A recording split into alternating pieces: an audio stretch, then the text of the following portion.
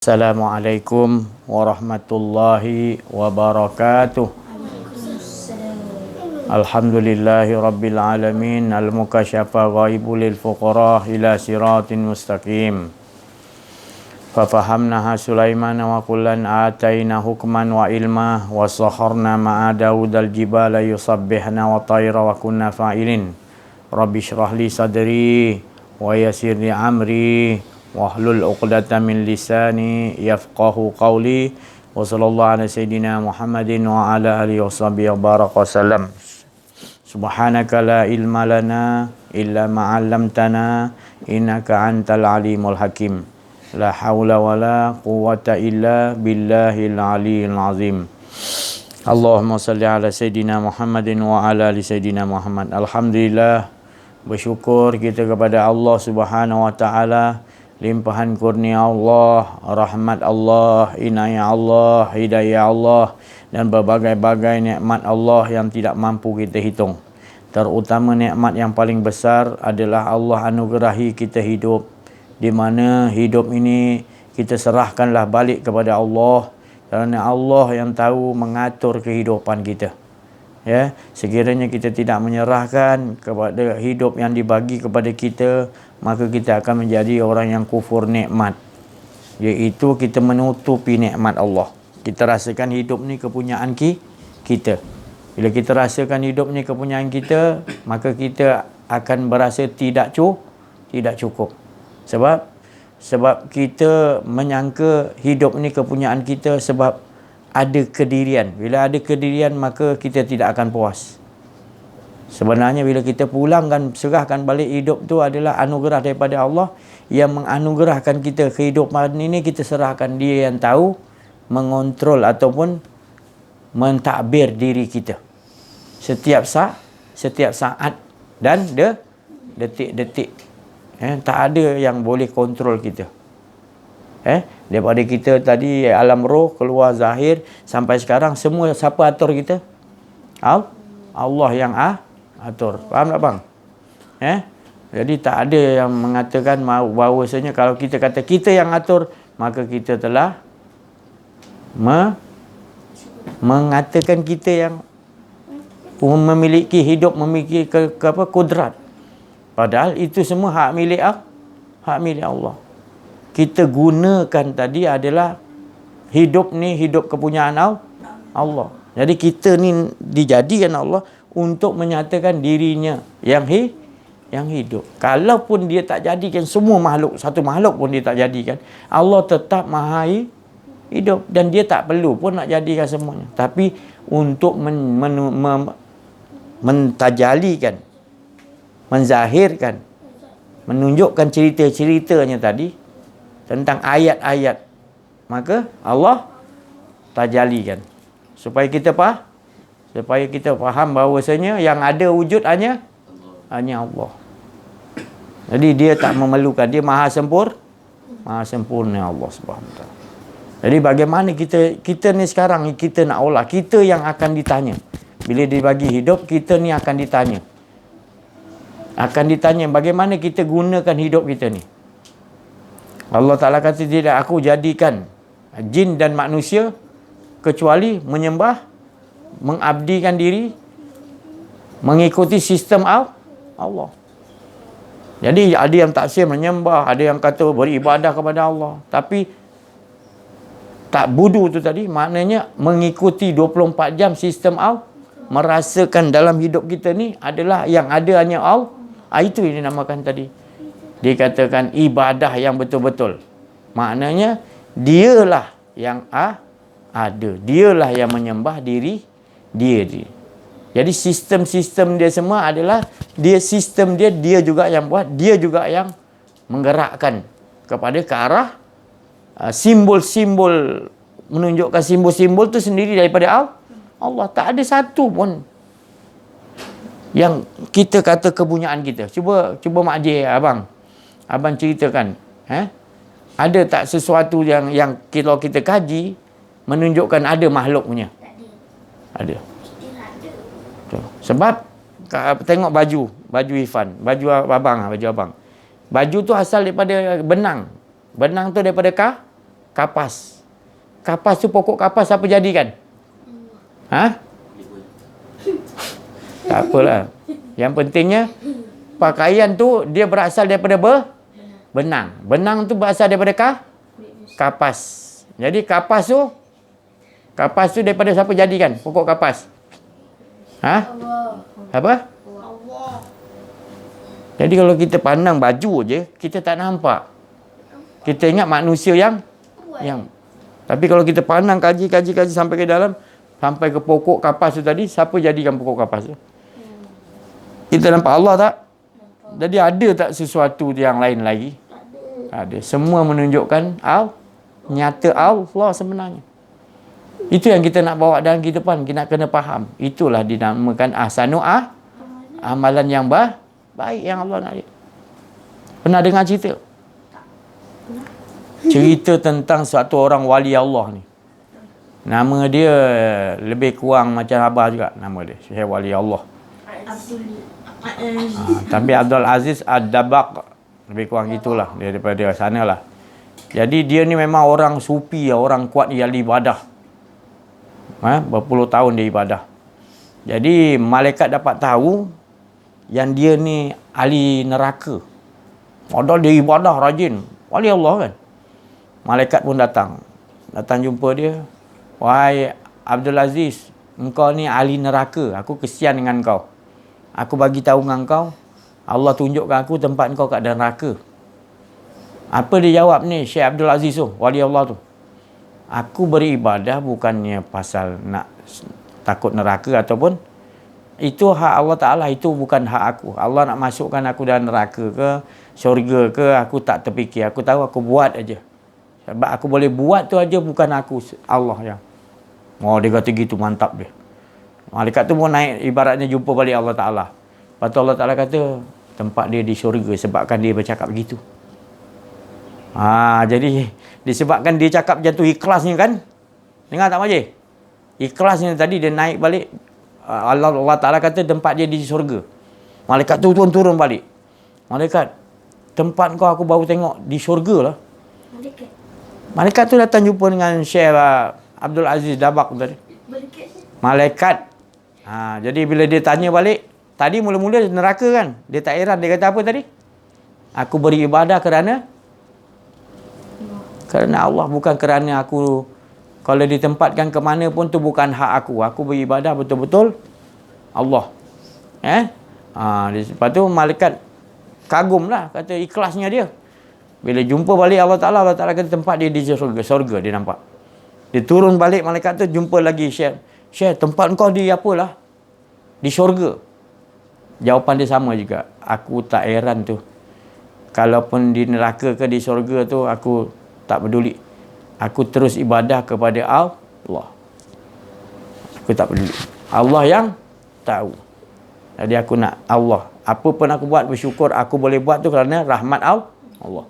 Oh, kagumlah malaikatnya tu. Lepas tu dia tanya, kata, macam mana kau boleh buat macam ni? Dia kata, ya, Allah suruh kita ibadah. Tidak aku jadikan jin dan manusia kecuali beribadah mengikuti sistem Allah. Jadi aku berbuat ni bukan kerana aku ni hebat. Tetapi aku mengikuti apa yang telah Allah Ta'ala susunkan dalam kehidupan aku. Jadi kalau aku lah dapat buat 20 tahun tu, itu dah susunan Allah. Yang sejak dulu lagi Allah takdirkan, qada dan qadarkan aku begini. Bukan akunya hebat. Subhanallah, dia cakap gitu. Lepas tu Syekh Abdul Aziz tu kata, kalau tadi kau datang mula-mula kau kata tempat aku di neraka, kau nampak? Sebab apa? Boleh kau jelaskan tak? Sebab apa tempat aku di dalam neraka? Dia kata. Jadi engkau ada buat silap masa kecil, dia kata. Oh, sebab tu aku masuk dalam neraka yang kau nampak tu. Ya. Buat silap macam mana? Masa kau umur 12 tahun ke 13 tahun lah, lebih kurang lah. Mak engkau datang cari engkau, nak nyuruh engkau sesuatu. Lepas tu engkau tak tidur, engkau buat-buat tidur. Supaya mak engkau tak suruh engkau. Jadi disebabkan itulah engkau jadi, aku nampak engkau jadi ahli neraka disebabkan tu. Nampak dia tadi.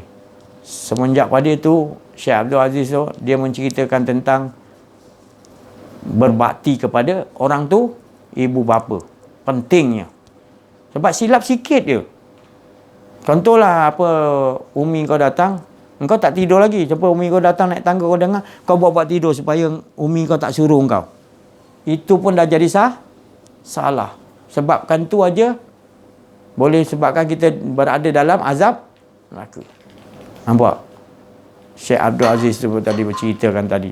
Semenjak tu dia cerita, kenalah taat mak bapak. Tak silap sikit tak boleh, kita jangan tinggi suara dengan ibu bapa kita kena. Mana payah silap sikit dia. Kita tidur je, mak kita tahu mak kita nak suruh, umi nak suruh kan. Kita buat tidur supaya umi kita tak suruh. Itu pun dah salah besar. Boleh tak? Salah kan? Itu. Ya. Jadi itu kita perlu betul-betul mentaati ibu bapa. Jangan mengata tinggikan suara, tidak boleh. Kita tak boleh tinggikan suara. Kalau nak jadi orang betul-betul disayangi Allah. Dah sekian.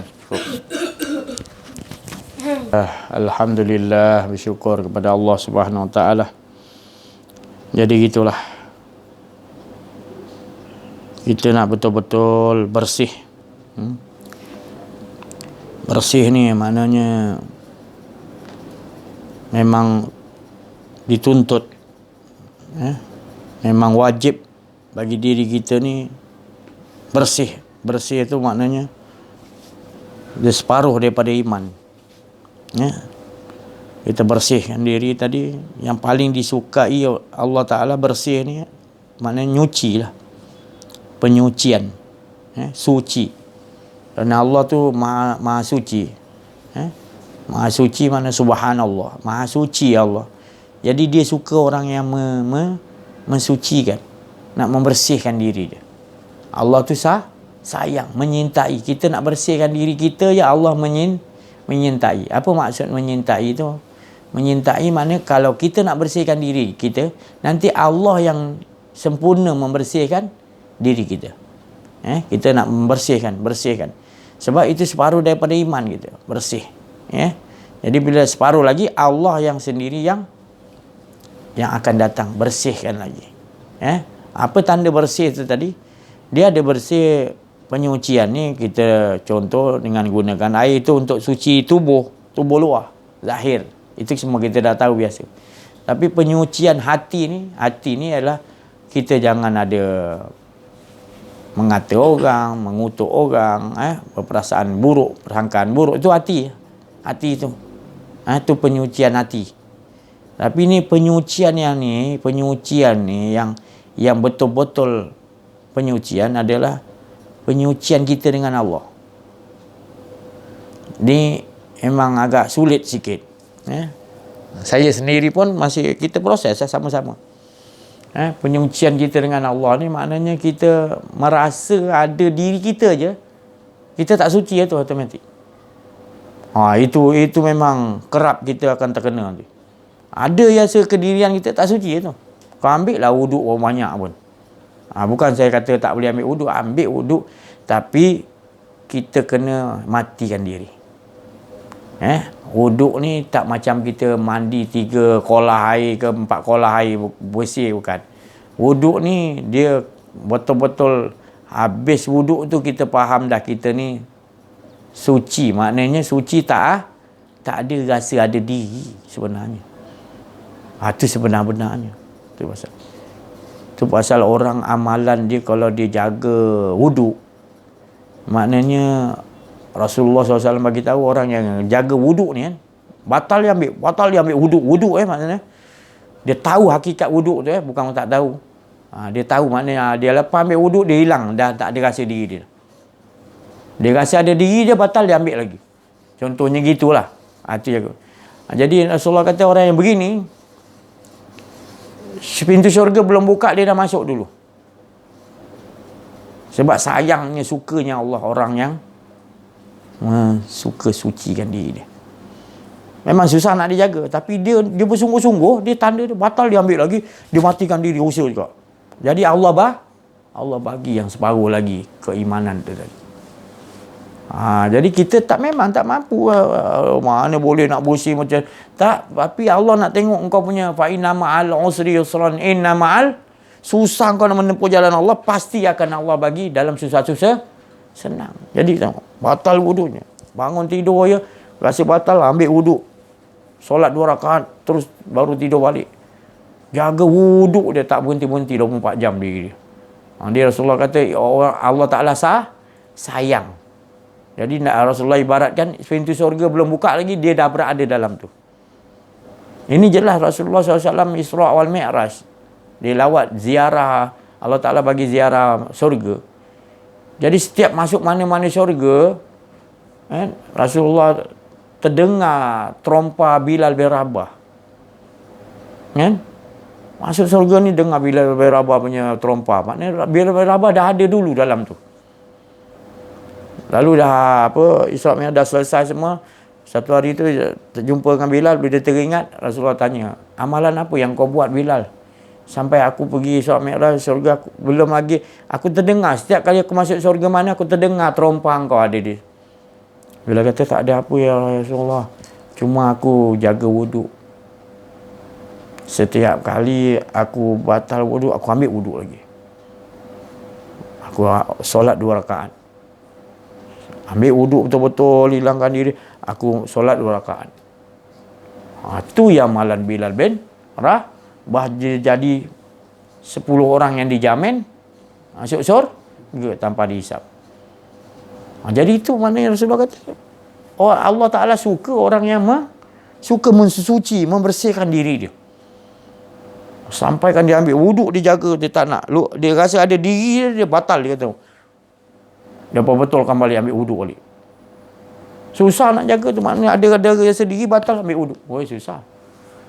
Tapi dia jaga, dia bersungguh-sungguh. Allah akan dalam susah tu dia buat tu, dalam susah tu Allah bagi senang. Memang kita tak mampu, tapi buatlah. Sebab Allah tu cinta kepada orang yang suka mensucikan. Sucikan tu apa ibu dia? Tak ada rasa bukan makna ambil wuduk, tapi dalam tu masih ada fikir ni nak hawa nafsu nak gini. Itu bukan, tu tak betul ambil wuduk tu. Mana tu tak faham wuduk yang dalam. Itu hanya wuduk yang di luar, dia tak faham wuduk yang batin. Bilal bin Rabah tu zahir dan batin wuduknya. Jadi saya nak bagi tahu hari ni, maknanya baru kita dapat bila wuduk tu hilang diri, ringan. Kita setiap langkah, setiap penglihatan kita jaga. Kita tak nak melihat benda tak elok dah. Pasal kita dah tahu. Kita dah sekarang ni proses nak jaga kesucian dengan cara wuduk lah. Dengan cara wuduk tu tadi membersihkan diri kita. Sebab wuduk tu penghabisan dia adalah wuduk tu, makna wuduk tu adalah mematikan diri. Suci. Tujuan wuduk tu adalah suci zahir dan batin. Zahir kita tahulah bersih luar. Batin tu jangan ada merasa diri. Suci lah tu. Sebab tak ada rasa diri, ada Allah, suci lah tu. Tapi kalau ada diri lagi, dalam tu tak suci lagi. Jadi saya bagi tahu beginilah yang Rasulullah nakkan kita ambil wuduk tu, bertahapan ambil wuduk yang begini. Dia nak, maknanya umat dia semua berada, maknanya tenggelam, lebur di sisi Allah. Bila ambil wuduk je dah, apalagi solat dah, memang dah ambil wuduk pun dah hilang semua dah. Minta pada Allah bersihkan luar dan dalam. Kalau dia dah berusaha ambil wuduk tu untuk bersihkan diri semampu yang boleh, lalu dia serah pada Allah, sucikan aku ya Allah, Kau yang boleh sucikan aku. Lalu Allah, dia suka orang yang sucikan diri, berusaha betul-betul. Lalu aku yang komplitkan, aku sempurnakan kesucian tu hingga dia tak ada rasa kedirian dia. Allah leburkan dia. Itu rahsia orang yang wuduk tu. Bila bin Rabah kata Rasulullah, dia dah masuk surga dulu sebelum surga tu dibuka. Maknanya dia dah berada dalam keasyikan dengan Allah. Itu tempat makna dia. Jadi dia bukan makna itu diceritakan surga, sebenarnya dia tu sentiasa orang yang dah wuduk, yang tahu luar dalam zahir batin tu, makna dia dah sentiasa dengan lebur bila selepas ambil wuduk, dan dia menjaga tahap keleburan dia dengan Allah tu tadi hingga takut nak merasa ada diri. Rasa ada diri dia, dia hukum diri dia, dia ambil balik wuduk. Dia hukum diri dia untuk pasal dia yang tahu ada silap. Oh, aku silap. Kita kadang-kadang dalam solat dia ingat bukan-bukan pun tak ada rasa penyesalan. Sebab kita tak mengaji bidang ni. Kita mengaji kita hanya untuk kepentingan orang tengok kita solat, orang kita tengok kita ibadah, kita ingat kita dah selamat dah. Tak? Kita tak mengaji lebih dalam lagi. Rupanya nak selamat betul-betul, hilangkan yang ada hanya Allah. Selagi kita berdetik ada rasa diri lagi, barang kita dicuri orang, kita marah. Tu ada satu kisah tu, wali ma'rifatullah. Zaman ni zaman maknanya selepas sahabat maknanya dia berjumpa dengan sahabat Nabi orang ni, wali Allah ni. Syekh ni tinggi lah, guru dia ni memang pakar dalam bidang ma'rifatullah. Sampai Syekh Abdul Qajalani pun berguru dengan dia. Syekh Abdul Qajalani maknanya dia ni maknanya dia pergi jumpa lah, maknanya duduk alam dia. Padahal dia hidup di zaman Syekh, nama dia Syekh Kirani, wali makrifat. Dia ni kalau dia duduk, anak dia 3 orang datang pembunuh ni, dia bunuh, ambil anak dia depan dia pancung anak dia depan dia. Dia makrifat orang. Allah uji dia macam tu sekali, tahap makrifat dia. Nak dijadikan tadi Allah Ta'ala punya cerita kan. Dia tengok Allah yang bunuh. Dia kata Allah yang Allah bunuh. Orang tua, orang yang bunuh tu kata, aku yang bunuh anak engkau lah, bukan Allah lah. Allah. Tetap dia kata Allah. Adalah anak tu dia bunuh. Dia ambil satu lagi anak dia pak sembelih lagi. Kau tengok ni, aku pancung anak. Darah menyembur anak. Allah yang bunuh, dia kata. Aku dah bunuh kau, gila kau tu. Dia ambil anak yang ketiga last tadi. Dia godok lagi, dia mati. Allah yang bunuh. Tetap dia cakap Allah. Orang kau dah gila lah kau ni orang tu. Kan aku yang bunuh depan kau ni. Yang kau tak ada kuasa. Itu semua Allah yang gerakkan. Dah ditakdirkan, dah disusun oleh Allah. Ya, Allah yang bunuh, bukan kau. Allah yang susun semua tu. Ya Allah. Kau ni gila ke aku yang ni kata. Apa bukti dia? Ya Allah, kalau betul lah ini semua dia tidak percaya, ya Allah, kau tunjukkanlah ya Allah. Hidup balik 3 anak dia. Ya Allah, ya Tuhan. Ada manusia tahapan begitu Allah uji. Baru betul makrifat dia, betul-betul dia apa yang dia nampak semuanya Allah dah. Sampai bunuh anak dia nampak Allah yang bunuh. Tak mampu kita duduk situ. Tapi itulah, kita kena proses ke situ juga. Allah tak akan bagi tahapan yang tinggi macam tu. Allah akan bagi tahapan ikut mampu kita. Cuba kita perhati dalam kehidupan kita. Dia akan bagi sedikit demi sedikit, sedikit demi sedikit. Itu susunan Allah untuk kepentingan penyucian supaya kita betul-betul dengan dia. Mana kita tak cukup lagi maknanya mematikan diri. Kita tak cukup suci lagi. Jadi mana kita tahu kalau masih lagi kita dalam keresahan kalau sesuatu barang yang kita nak tak dapat. Masih resah lagi. Masih lagi gundah gulana, kita tak teram, kita tak dapat benda ni. Mana kita belum dapat makrifat kepada Allah lagi. Masih ada rasa runsing sesuatu yang Allah jadikan, masih ada lagi kita. Maka tu kita perlukan, maknanya tu saya cakap tadi, latihan kerohanian tu Allah bagi sebenarnya. Ikut tahapan diri masing-masing. Tapi kalau itu kita tak boleh nak baca, maknanya kita tak belajar ilmu kenal diri, kenal Allah. Tak datanglah benda tu. Datang kita akan memproses, kita putarkan dia, kita olahkan dia ke arah, bukan ke arah Allah Ta'ala, ke arah yang lain. Ni fenomena alam lah ni, biasalah ni, orang ni gini, barang ni kejap datang kejap balik, nanti kita nampak gitu. Ni tak dapat, nanti dapat yang ni. Kita olahkan ke situ. Padahal dia olah benda tu maknanya Allah nak tengok hati kau dengan Allah. Itu sebenarnya. Tapi kau tak ada belajar kenal diri, kenal Allah, kau tak olahkan kepada Allah. Engkau akan olahkan kepada, balik kepada benda-benda yang mensekutukan Allah. Padahal Allah ajar kau tu. Sebabnya kau tak belajar kat situ, kau tak buat. Ditunjukkan begini cara, kau buat tak tahu. Allah ajar pula macam tu direct pun kau tak faham lagi. Kau tak mau duduk dengan orang-orang yang begitu. Beratlah duduk dengan dia tu. Ni tak mau dunia punya hal ni, buat apa? Kita dunia akhirat nak. Dia macam-macam kita olahkan nak berbalah dengan orang. Anggakan kita tak boleh dekat dengan orang tu, kita bertambah jauh. Allah Ta'ala hantar. Jadi ni kedudukan maknanya. Kita tengok diri kita masing-masing. Adakah kita diuji oleh Allah dengan begitu? Kalau belum lagi, makna kita ni bahaya. Bukan makna uji tu maknanya macam mana ni kalau diuji pula tak bahaya. Uji tu sebenarnya dia sayang kat kita, nak naikkan tingkatan. Darjah 1 naik darjah 2, dia uji dia. Tapi sekarang ni kau tak naik-naik dah 25 tahun dah. Engkau kata engkau bahagia, engkau rasa engkau senang. Tak ada ujian, aku relax. Rupanya engkau lebih masalah lagi. Sebab engkau tak belajar, macam mana dia nak bagi ujian. Itu lebih bahayalah lagi. Dia mengaji, asyik kena marah dengan guru je. Guru tu nak betulkan. Dia tahu, dia mengaji terus. Nanti makin baik. Tapi engkau tak belajar. Engkau dia balik. Engkau ni apalah asyik kena marah je. Asyik kena uji dengan guru kau. Tengok aku tak ada apa. Kenapa engkau? Aku tak belajar. Lah, itu lebih bahaya lagi orang yang tak belajar. Dia bagus lagi orang yang belajar kena marah.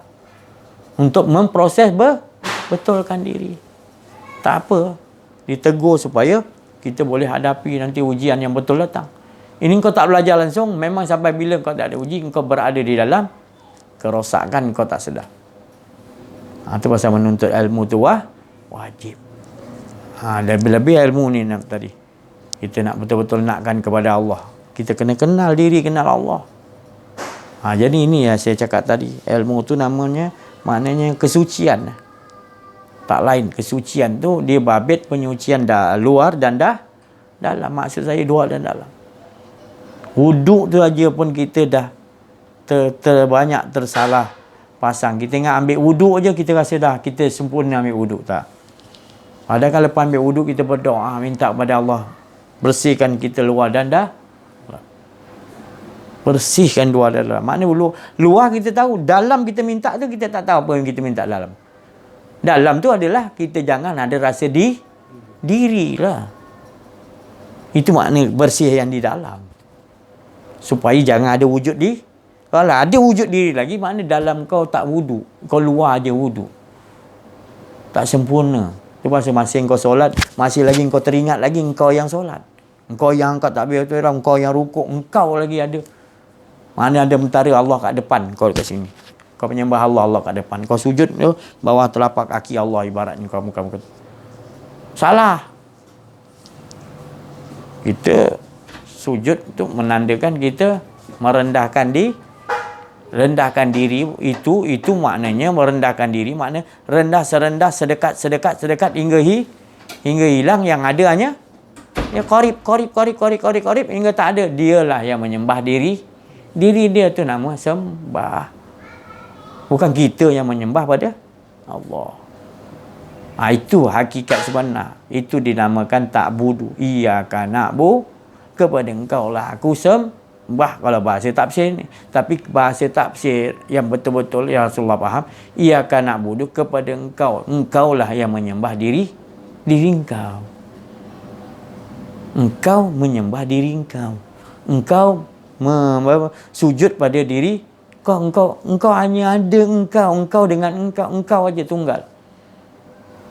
Mana tak ada lain. Tapi kalau kita pakai itu lagi, aku ada, engkau ke depan, maknanya engkau meletakkan Allah tu ada tempat. Allah dia bertempat, dia ada depan. Allah bertempat, dia ada sitati ya. Apa ni bersemayam di Kita letakkan seolah-olah kita gambarkan dia. Oh, salah.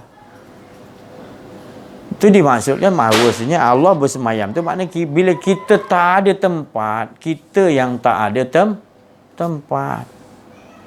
Kerana yang ada tempat hanya Allah. Tapi tempat Allah tu tidak boleh ditunjuk-tunjuk sebab meliputi segala. Nak tunjuk je mana? Kekuasaan dia tu meliputi atas segala sesuatu. Jadi kalau kita rasa kita ada, kita ni bertempat sini, tempat sini. Jadi kita menyembah Allah Ta'ala. Kalau duduk kat apa, di Kaabah tu khusyuk lah. Balik ke sini hilang khusyuk. Maknanya sebab apa? Kita meletakkan Allah tu bertempat. Mengapa pula kita solat? Bukanlah saya cakap tak boleh nak khusyuk. Kat mana-mana kena khusyuk sebenarnya. Tapi tempat tu dimuliakan lagilah kita kena kan, bersungguh-sungguh lagi. Tapi yang masalahnya di sana disungguh-sungguh, sampai di sini hilang Allah Ta'ala dia kata. Seolah dia kata Allah Ta'ala tu ada di Kaabah. Salah tak? Salah kau meletakkan Allah tu ada bertempat. Syirik kau. Padahal dia meliputi kat mana pun. Kat mana pun kau berpergian, di situ aja dia. Kau nak tunjuk macam mana? Sebenarnya engkau tu tadi tak melihat dengan penglihatan dia. Engkau rasa engkau ada, maka kau tak nampak. Kau tak boleh membayang-bayangkan sebenarnya. Benda ni bukan boleh bayang-bayang. Dia hanya kita yang tak ada. Tak ada rasa kedirian kita. Tak ada. Itu makna dekat. Tak ada. Hilang, nanti dia yang hilangkan lebur macam Nabi Musa. Dia yang hilangkan Nabi Musa dalam cahaya yang terang tadi. Lebur Nabi Musa. Waktu tu dia keyakinan dia dah datang, Allah bagi lebur. Proses tu yang kita nak alami tu. Kesucian. Sebab di sebalik kesucian tu, dia jernih. Jernih. Air tu jernih. Dia keluar satu cahaya nanti. Asal dah terlampau jernih. Terlampau jernih, dia akan keluar cahaya. Cahaya tu yang bawa. Cahaya tu yang meleburkan kau tadi duduk. Mula macam air. Tapi dia buatkan jernih, terang, suci, bersih. Pam, jadi. Asalnya air tu daripada cahaya rupanya. Sebab terlampau jernih, baru kita tahu. Air tu tak ada, yang tinggal cahaya tu yahdillahu linurihi, yang bawa kenderaan kita kepada, lebur kepada Allah. Siapa yang jadikan cahaya tu? Allahu nurus samawati wal. Jadi apa pun di langit di bumi berasal daripada cahaya Allah. Untuk apa cahaya Allah tu? Untuk nak bawa kau ke lebur yang ada hanya keesaan Allah. Jadi dia katakan saya tarik kesucian dia menggunakan air. Air tu wuduk tadi supaya dapat mensucikan, dengan cahaya tu tadi mematikan diri kita, tak ada diri kita. Baru betul wuduk tu, di situ nanti kita akan dibawa oleh Allah. Ibaratnya gitu. Bila dah sampai nanti, sebenarnya kita tak ke mana-mana pun. Kita tak ke mana-mana pun sebenarnya. Rasulullah SAW Isra' Mi'raj, itu semua dia tunjukkan tadi perjalanan sekian alam. Dan sudah dia dah tahu sekian alam, rupanya tempat dia di sisi Allah. Di sisi Allah je nak duduk kat mana pun. Asal dia dah kenal semua, dia dah tak heran lah semua dah. Sebab yang dia takut tadi tak dengan Allah. Itu. Semua dia dah tahu, perihal neraka, semua dia tunjukkan. Jadi kita nak sampai kesucian yang gitu, nanti kita perlukan gitulah. Nanti Allah yang membawa. Subhanallazi asra, maha suci Allah. Disucikan dulu Nabi Muhammad SAW. Walaupun Nabi Muhammad dah disucikan lagi. Dia bedah Nabi Muhammad, digunakan dengan pancuran cahaya lagi. Disuci hati kolbun Rasulullah dengan cahaya dia belah lagi. Sebelum dia bawa Isra' Mi'raj. Padahal dah suci tu, dah cahaya dah. Disiram lagi dengan cahaya Allah Ta'ala suruh. Kenapa tu? Sebab perjalanan tu sangat suci. Maka tu ayat pertama keluar dalam cerita tu, Allah Ta'ala dalam Quran tu, Subhanal maha suci maka tu cerita dia disucikan dulu. Jadi sucikan sampai hilang Rasulullah, tak ada rasa kedirian dia. Yang ada hanya tenggelam dalam lebur, dalam kebakaran Allah. Itu baru perjalanan Asra dia sampai perjalanan hamba. Maknanya dia kenal lah. Itu yang saya cakap tadi, perjalanan yang dikatakan apa ni, kita telah sampai, kita telah bertemu. Kita ketemu siapa? Siapa yang mempertemukan kita? Pertemuan yang macam mana? Adakah dia di sana, kita di sini? Jalan cerita, tunjuk jalan cerita tu, tulis Allah ke depan. Sebenarnya itu tulisan. Itu asal tulisan, dia kenalah buat gitu. Allah bertanya sini, seolah Allah di sana, Muhammad di sini. Tapi sebenarnya datang tenggelam, tak ada. Cerita tu dia dengan dia, Allah dengan Allah. Bukan ada dua maksud saya. Tapi nak diceritakan kena nampak siapa yang bertanya, Muhammad. Jadi jalan cerita tu supaya kita faham. Ada macam seolah-olah ada Allah, ada hamba-hambanya tadi. Ya, di jalan cerita. Tapi sebenarnya semuanya daripada cerita dia semua berlaku. Itu namanya orang yang telah bertemu di dalam pertemuan yang agung tu, baru dia dapat. Semuanya dia nampak sekian alam ni, semuanya perbuatan-perbuatan Allah. Semuanya atas kasih sayang Allah SWT. Dia semuanya berzikir. Semuanya mengikut arahan Allah. Tak ada satu pun yang tak ikut arahan Allah. Nak duduk sampai di situ tadi. Jadi kita kena olah. Dalam kehidupan kita akan dibagi dia olah. Memang kita payah, kejap kan keluar balik. Tak boleh duduk tetap. Tak apa, kita duduk balik. Ya Allah, tetapkan aku. Ya Allah, aku dah terkeluar. Kadang-kadang masih lagi kita tak nampak ada lagi. Kadang-kadang kita boleh kuat. Kita nampak semua, senang hati kita. Semua kita nampak, semua perbuatan Allah. Tiba satu masa kadang-kadang kita rasa macam ada kerja yang cepat. Wa qadara rabbuka, macam awak cakap. Wa qadara, cepat duduk balik. Tu. Wa amma bi ni'mati. Dengan Allah aja nikmat, dengan lain. Duduk balik. Baru kita nampak lega. Tapi keluar daripada nikmat dengan Allah tu, kita dah mula dah. Ini dah jadi banyak. Sasau kita jadi. Cepat balik. Itu jaga kesucian tu tadi. Taqwa, ittaqullah tu maknanya jaga kesucian. Jangan sampai ada rasa diri. Jaga. Wuduk tu jangan sampai batal. Batal ni apa? Kentut tu batal. Itu untuk yang luaran. Tapi yang dalaman ni, jangan sampai ada rasa diri. Ada rasa diri batal. Macam Bilal bin Rabah jaga kan. Itu ahad dia tetap. Ahad mana pakaian dia. Dia mengesahkan Allah. Tak ada. Engkau yang mengesah diri kau ya ahad. Itu je. Dia kalau dah dapat dia batal, dia ambil balik. Ibarat gitu. Mana dalaman dia memandang rasa begitu je. Rasa kenikmatan dengan Allah, mengaisahkan Allah. Manis. Bila dia rasa keluar, dia pahit. Mana dia batal, dia kukuhkan balik. Hudukkan balik dalam tu balik. Jagalah. Di situ maknanya ini pakaian Imam Mahdi. Bila kita dapat nanti buat begini, maka kita telah mendapati Imam Mahdi dalaman kita. Dan bila dia wujud nanti, tak lama lagi, kita boleh ikut, mudah ikut. Kita akan jadi pembantu-pembantu dia yang betul-betul ya. Tu insya-Allah.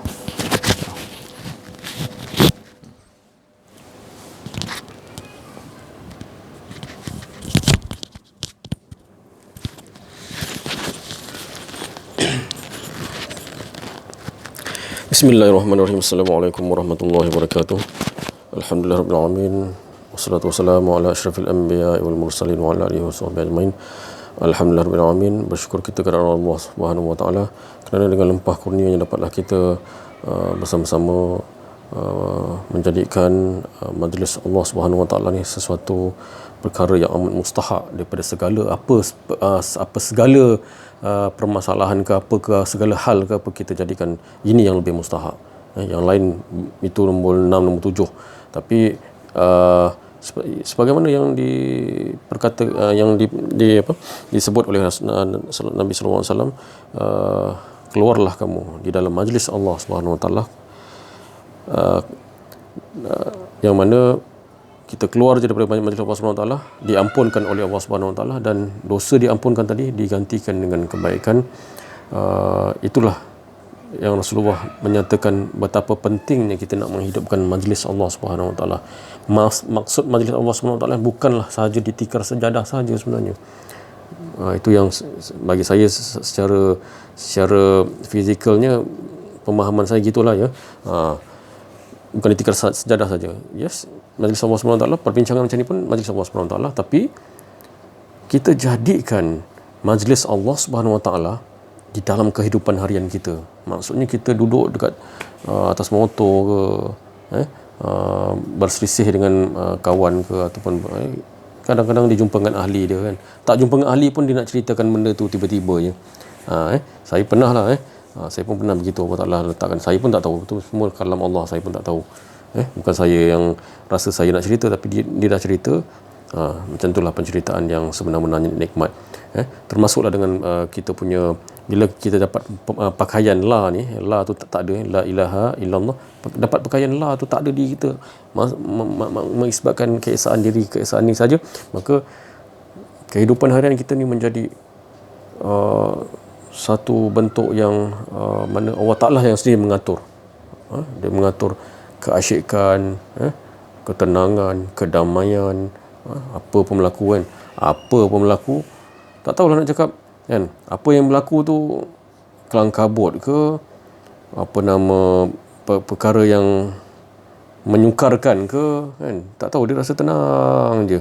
Sebagaimana yang Ustaz cerita itu, Sayyidina Umar melihat kepada Sayyidina Abu Bakar apabila dalam peperangan memegang pedang tu, dalam keadaan memegang pedang dan menghunus pedang, membuat pergerakan pedang tadi tu, berperang, dalam keadaan berperang, dalam keadaan yang tenang. Itu kita nampak perang tu kita gambarkan bahawa dalam keadaan huru-hara, pertumpahan darah, bertempur kan.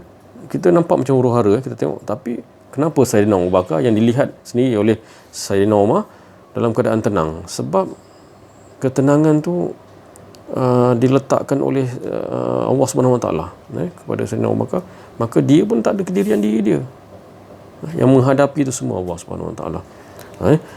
Jadi saya marilah kita bersama-sama berdoa kepada Allah Subhanahu Wa Taala bagi menyatakan diri kita ni sebenarnya memang tak mampu nak menghadapi kehidupan yang ke depan ni, yang Rasulullah menyatakan begitu sukar lah, begitu sukar yang ke depan ni.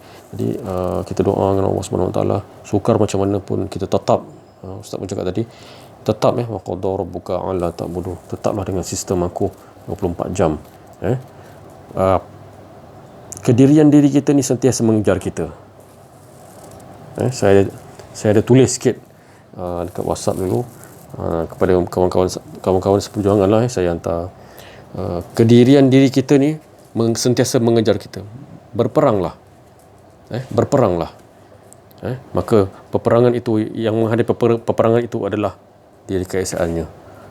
Maka tetaplah dengan sistem Allah 24 jam. Jadi mudah-mudahan Allah Ta'ala memberi keteguhan sebagaimana yang diajar oleh Rasulullah SAW. Tak ada kejadian diri kita, sentiasa mengesakan Allah, mengikut sistem Allah Subhanahu Wa Taala 24 jam, pagi, petang, siang, malam, setiap kedipan mata, hembusan nafas, turun dan naik, dan semua sekali. Sekadar itu saja daripada saya. Wabillahi taufiq wal hidayah. Wassalamualaikum warahmatullahi wabarakatuh. La haula wala quwwata illa billah. Alhamdulillah, itu yang saudara kita tadi, kalimat-kalimat yang rohaniah, sucian daripada Allah. Mudah-mudahan ada kita mengikutinya, bukan nak menakut-nakutkan, tetapi sebenarnya inilah kemanisan. Kita nampak macam susah ni, memang susah tu tadi kemudahan. Dalam susah tu Allah bagi mudah maknanya dalam susah tu ada nikmat yang besar. Dalam susah, bukan selepas. Dalam susah tu ada nikmat besar. Apa nikmat dia? Wa amma bi ni'mati rabbika fahadith. Siapa yang dapat tu? Susah, tapi sebelum bilang susah, dalam susah tu menempuh jalan. Dalam susah tu Allah bagi kenikmatan dengan Allah yang tak ada nak boleh kita bandingkan kenikmatan dengan Allah. Keasyikan. Semalam kita cerita aroma tu. Aroma durian, aroma bunga ni, bauan bunga, aroma kesedapan ni. Kita semua dah diperkenalkan Allah. Tapi yang memperkenalkan Allah tu, Allahnya tadi kita rasa ke aroma dengan Allah tu? Semalam dah dicerita. Adakah kita dapat? pertemuan kita, berjumpanya kita dengan Allah, pasti kita akan kenal aroma dekatnya dengan Allah. Macam Nabi-Nabi, para Rasul, semua cukup faham. Dia faham, dia tahu bau aroma Allah tu sampai. Bau aroma Allah Ta'ala, bukan bau aroma kita, bau aroma sesuatu pun kita dah rasa seronok. Itu kecil, itu kecil. Itu Allah jadikan tu kecil untuk kita sedar bahawa akunya lebih besar aroma. Aku yang menjadikan semua aroma kesedapan tu, keasyikan, kemasyukan tu. Jadi Nabi-Nabi semua dia duduk kat situ, aroma dia, keasyikan dia, dia lebur dia, tanda dia dengan Allah gitu. Dia lebur dia, aroma tu sampai dulu. Lebur lah dia dengan Allah. Dia bau je dia hilang dah. Semangat tu masuk, hilang dah. La ilaha illallah tu dia dah bau dah. Sedapnya dia, la ilaha illallah tu dah. Apa dia? Tak ada diri dia, mati. Sedap dia mati, Allah Ta'ala leburkan. Sampai Rasulullah kata, aku menjedut aroman Ar-Rahman. Dia kata, Rasulullah kata, aku menyedut aroma Ar-Rahman, bauan Ar-Rahman yang menyegarkan. Dia kata, hembusan Ar-Rahman tadi aku dah dapat hirup tadi. Dia berasal daripada arah Yaman. Rasulullah kata. Kita pun tak faham apa benda Rasulullah punya hadis ni. Aroma tu, maknanya hembusan tu, dia dapat seolah-olah aroma tu hembusan Allah Ta'ala sendiri tu daripada Yaman. Dia dapat arah daripada Yaman, masuk sampai dia rasakan kenikmatan Ar-Rahman tadi. Oh ya Allah. Jadi bukan semua orang boleh mengecapi itu, ya. Tapi sebenarnya kita semua Allah nak bagi itulah. Rasulullah ni dia utus nak bagi itulah, berita gembira ni lah. Dapat Allah Ta'ala. Itu yang paling nombor satu. Diutus Rasulullah tu. Wa ma arsalnaka illa mubasir. Aku tidak lain mengutus illa melainkan membawa berita. Apa berita gembira tu? Kenal Allah. Hingga lebu tak ada di nikmatnya tadi, ya Allah. Berita gembira lah nikmat dengan Allah kan. Berita gembira. Ya Allah, tak tahu ucapnya. Siapa tak dapat duduk situ, dia akan mengecapi nikmat-nikmat yang kecil-kecil. Surga pun baru percikan aja daripada. Kalau dapat Allah Ta'ala tu, kita lupa nak fikir apa syurga, tak heran kita. Kita nak orang ke arah wa amma bi ni'mati. Cara Rasulullah, dia nak ajakkan kita kepada Allah. Sangat dia bersungguh-sungguh nakkan kita kenal Allah. Sebab bila kau dapat itu baru kau tahu sebenarnya hala tuju kau bukan surga tu tak betul. Boleh, bukan tak boleh minta, boleh minta.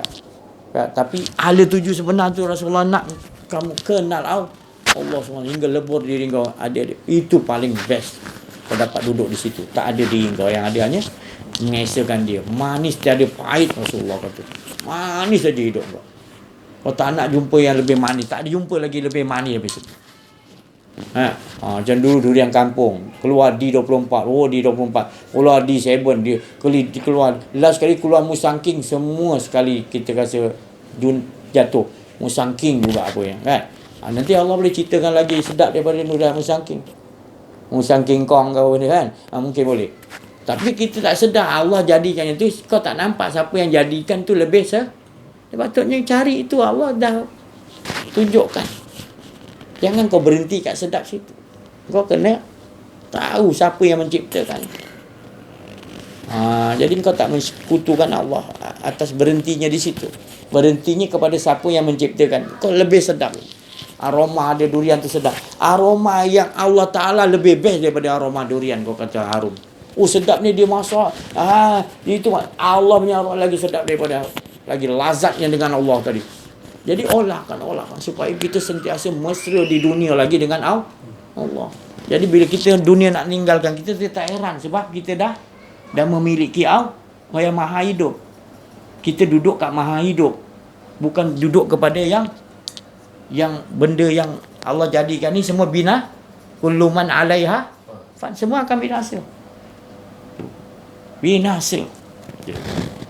Kenikmatan kita kat dunia ni akan binasa. Kereta mewah, apa semua, harta benda, isteri, anak, pinak, semua akan binasa. Tapi kalau kita tak persiapkan diri, kita tak redha nanti. Tapi bila kita dah selalu dengan Allah, kita tahu benda ni akan binasa, kita yang tetap kat mahai duduk. hidup tadi. Jadi kita tetap bersedia mati sebelum kita kat dunia ni tadi kita mati ni, maknanya kita tak ada apa. Yang ada hanya itu je, kita dah bersedia kah? Tapi kalau kita tak faham hala tuju sebenar berita gembira ni adalah kembali mengesakan Allah, duduk di situ, maka kita nanti bila kita mati, kita tak tentu arah. Masih lagi kita fikir akan dihitung orang ni lepas satu ni, lepas ni pergi pada masyar. Memang itu semua akan ada. Tapi bila kita dah duduk dengan Allah, Allah akan memudahkan perjalanan itu. Sebab Allah dah janji siapa yang ketika di dunia lagi dia dah selalu dengan aku, begitu nanti berada di alam barzah, alam kubur yang mengerikan, di pada masa yang sangat mendahsyat sekali, tetap dia akan bersama dengan siapa ketika di dunia. Dia di dunia selalu siapa dengan dia dampingi, dia asyik, dia cinta dengan siapa, selalu dia ingat siapa. Begitu dia tak boleh tipu. Tapi kau baca Quran, kau mengaji kau ni, tapi hati kau lagi masih cinta dunia, sayang kau ni, mana belum lagi selesai. Itu sekarang kau baca, kau buat kepentingan untuk diri kau je. Tapi engkau tu dengan Allah belum selesai. Jadi bila engkau nak selesai dengan Allah adalah memulangkan betul-betul, dan semua ni kau anggap bukan kepunyaan kau, diri kau pun bukan kepunyaan kau, hanya kepunyaan Allah, betul lah, baru kau selesai. Baru apa pun yang terlepas pada diri kau akan diuji. Kita sama-sama lah nanti Allah uji. Tak apa, yang penting duduk dengan waqadah, tetap. Macam mana pun amma dia tetap nikmat kau. Apa pun Allah ambil nanti kita dah Allah dah ajar kita itu sikitnya. Jangan sampai hati aku dengan kau tak ada, aku tak nak yang lain. Jadi kita dah diajar Allah Ta'ala akhlak yang begitu. Itu yang kita nak. Tapi kalau kita masih lagi duk takut lama, nantilah ni susahlah saja. Bila kita tak tahu ke depan kita ni kejap lagi, besok macam mana, jadi macam mana mati ke kita tak tahu. Jadi sekarang ni kita bersiap-siap, dah bersiapkan diri dah untuk nak kukuhkan kita dengan kembali ni kepada Allah. Sebab Allah mana pernah tinggal kita. Daripada dulu lagi alam roh lagi kan, tak pernah sampai sekarang Allah tinggalkan kita. Kita yang meninggalkan Allah. Jadi bilanya kita nak betul-betul lah, bilanya kita nak betul-betul, kita rasa betul sungguh-sungguh, Allah aku lupa dengan kau tadi, ya Allah aku borak-borak, aku lupa kau, aku angkat ni, aku rasa aku tadi, ya Allah, ya Allah. Banyakkan tu lah sekarang ni, banyakkan lah, olahkan ke situ. Sebab dah terlalu banyak kita ni meninggalkan Allah. Allah tetap tak tinggalkan kita je off kan. Bila kita nak betul-betul dengan Allah, nak rasakan betul-betul syok dengan Allah, bila benda-benda lain dah bagi macam-macam syok kita dah tak puas juga kita. Sebenarnya yang nak puas syok tu dengan dia kata tu pasal Allah wa qadar, kau kena tetap dengan aku baru kau puas.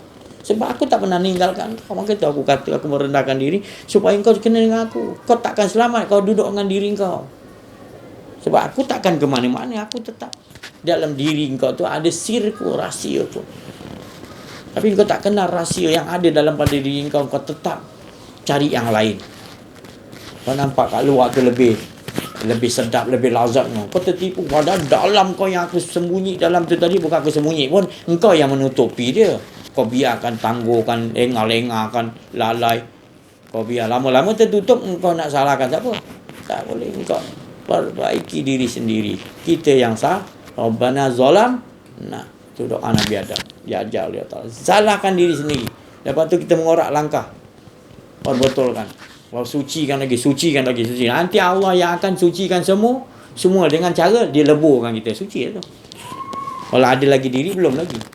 Tapi proses sampai pasti Allah akan leburkan. Bila kau sungguh-sungguh nak bersihkan diri, Allah lagi nak. Tapi kau sendiri ya. Kau kata nantilah Allah belum bagi. Bukan Allah tak bagi, Allah dah sentiasa hadir di situ. Engkau yang meninggalkan dia. Engkau buang.